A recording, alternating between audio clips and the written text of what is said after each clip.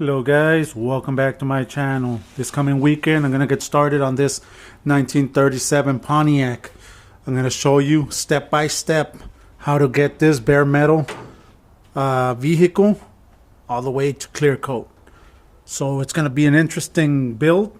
It's going to be an interesting project, guys.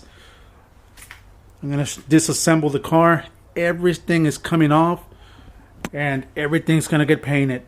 So I'm going to take you through the steps as to what you need to do. It's going to be an interesting build, guys, so stay tuned. I want to say thank you to everybody also that has subscribed to my channel, and you people that haven't subscribed, subscribe to my channel. There's going to be a lot of interesting and a lot of information that's going to come up with this project. This is bare metal. So I'm going to show you what you need to do step by step to get from bare metal to clear coat. Guys, I'll see you this coming weekend. Stay safe. Like always, God bless.